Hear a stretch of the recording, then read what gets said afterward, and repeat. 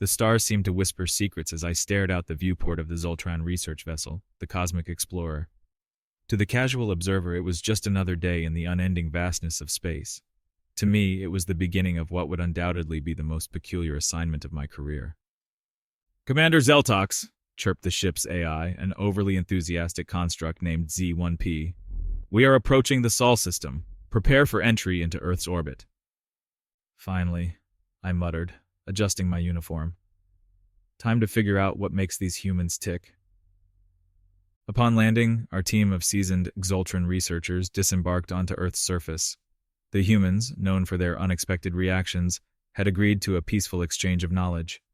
I took a deep breath of Earth's air, polluted, yet oddly invigorating. Dr. Catrix, our lead scientist, scanned the surroundings with his multispectral analyzer. "Fascinating. Their atmospheric composition is suboptimal, yet they thrive. Typical humans." A group of humans approached, led by a woman with an air of authority. She extended a hand, a gesture I'd read about but still found curious. "Welcome, Commander Xeltox. I'm Dr. Laura Rodriguez." I mirrored her gesture, shaking her hand. "Thank you, Dr. Rodriguez. We are eager to begin our study." Her lips curved into what humans call a smile. "Let's start with a tour of our facility. You'll find our species is full of surprises." I nodded, suppressing a sarcastic remark about her understatement. As we followed her, I couldn't help but notice the humans' casual interactions, their laughter, and their banter. It was strange, almost endearing. In their research facility, the humans had set up a demonstration of their culinary practices. Dr. Rodriguez led us to a room filled with aromas that made my sensory nodes tingle. "These are some of our traditional dishes," she explained. "Food is a significant part of our culture." I eyed the array of dishes warily.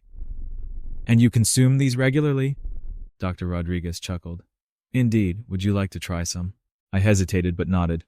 "For science." She handed me a plate with a dish she called tacos. Tentatively, I took a bite. The explosion of flavors was unlike anything I had experienced.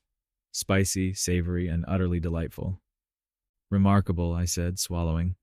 "Your species has a unique approach to sustenance." She grinned. "We call it cuisine. There's more to it than just nourishment. It's a way to bring people together." Dr. Catrix, not to be outdone, tried a dish called sushi. His eyes widened as he chewed. "I see. A cultural and social bonding mechanism."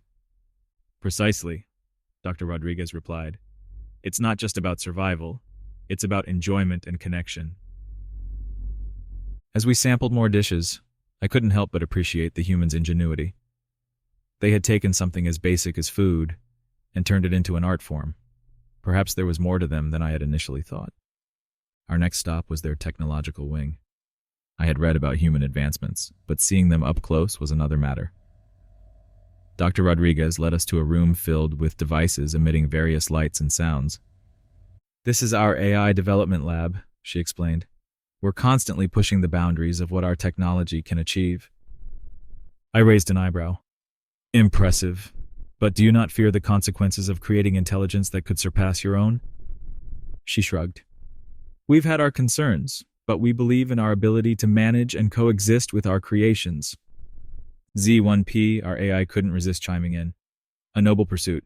I would enjoy a conversation with your AIs." Dr. Rodriguez laughed. "Maybe later, Z1P. For now, let's focus on our newest project, the Quantum Entanglement Communicator." She gestured to a sleek device that looked deceptively simple. "This allows instantaneous communication across vast distances, regardless of the speed of light." Dr. Catrix leaned in, his interest piqued. "How did you overcome the Heisenberg uncertainty principle?" "Our scientists found a way to stabilize the quantum states," she replied. "It's still experimental, but it's promising." I was genuinely impressed. Humans had managed to tackle some of the universe's most complex problems with their characteristic audacity. "You have a remarkable capacity for innovation," I admitted. Dr. Rodriguez's smile widened. "We're just getting started." Our final stop was the Cultural Center. Here, humans showcased their art, music, and literature. Dr. Rodriguez led us to a gallery filled with paintings, sculptures, and holographic displays. "Art is a window into our soul," she said. "It reflects our history, emotions, and dreams. I studied a painting titled Starry Night. This is different from anything we've seen. What does it represent? She sighed softly. It's an expression of the artist's feelings. It's subjective, open to interpretation. Dr. Catrix seemed puzzled. You mean it doesn't have a specific meaning? Exactly, she replied. Art speaks to each individual differently. I found this concept both fascinating and perplexing. Xoltran art was always precise, functional. Human art was chaotic, yet beautiful. Your species is full of contradictions, I mused. Dr. Rodriguez laughed. Welcome to humanity. We moved to a section dedicated to music. She played a piece called Bohemian Rhapsody. The complex harmonies and emotional depth left us in awe. This music, it's like nothing we've encountered, I said. Dr. Rodriguez nodded. Music transcends language. It's a universal expression. Dr. Catrix, usually stoic, seemed moved. Your culture is a blend of logic and emotion, a unique balance. That's what makes us human, she said softly. Just when I thought I had seen everything, Dr. Rodriguez brought us to a section of their facility dedicated to what she called life hacks. It was a mix of practical inventions and borderline absurd contraptions. She picked up a device that looked like a box with a single switch. This is the useless box. Flip the switch, and it turns itself off. I stared at her, waiting for the punchline. And the purpose of this device is, she grinned, to entertain and baffle. Humans love solving problems, but sometimes we create problems just to solve them. It's a kind of mental exercise. Dr. Catrix looked at the useless box with a mix of fascination and horror. So, you create solutions for non-existent problems for fun? Exactly, she said proudly. Next, she showed us a device that could peel potatoes in seconds, a mechanism for automatically tying shoelaces, and a contraption that folded clothes perfectly.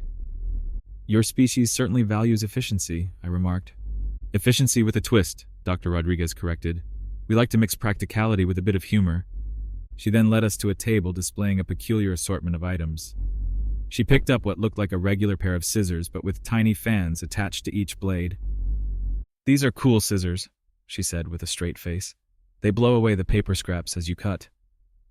Dr. Catrix leaned in for a closer look. Ingenious, if somewhat extravagant. That's the human way, she replied with a wink. Next up was a small, vibrating platform. This is the lazy person sweeper. You just place it on the floor and it moves around, collecting dust. No effort required. I watched as the device wobbled around aimlessly, bumping into walls and furniture. And how effective is it? Not very, she admitted, but it's amusing to watch. Dr. Catrix found a gadget that looked like a regular pen but with a tiny broom attached to the end. What's this for? Dr. Rodriguez laughed. That's the crumb pen. It's for brushing crumbs off your desk while you write. Truly your species never ceases to amaze, Dr. Catrix said, trying not to laugh. Z1P, our AI, chimed in. I find these devices quite amusing. Can I have one? Dr. Rodriguez laughed. Maybe we'll send you one as a souvenir. The next item was a cup holder designed to clip onto any flat surface. Dr. Rodriguez demonstrated its use by attaching it to the edge of a table. No more spilled drinks during intense work sessions, she said proudly. I had to admit it was practical. Not bad. Do you have any other examples? She pointed to a wall-mounted contraption. That's a self-closing door hinge. It's designed to automatically close any door you forget to shut. Dr. Catrix inspected it. And how often do humans forget to close doors? More often than you'd think, she replied with a chuckle. As we moved on, I couldn't help but appreciate the sheer creativity of humans. They approached even the most mundane tasks with a unique blend of practicality and whimsy. Finally, Dr. Rodriguez held up a peculiar-looking hat with a built-in solar panel. This is for charging your devices on the go. We call it the solar hat. Dr. Catrix raised an eyebrow. You charge your devices using headgear? Yes, it's both practical and stylish, she replied with a grin. The room erupted in laughter, including Dr. Catrix and Z1P. It was moments like these that made me realize how uniquely human their ingenuity was, combining ingenuity with a good dose of humor. Before we left, Dr. Rodriguez handed me a small device that resembled a toothbrush, but with a spout at the end. This is the toothpaste squeezer. Never struggle with a tube again. I accepted it, shaking my head in amusement. Thank you, Dr. Rodriguez. Your species' inventions are as entertaining as they are inventive.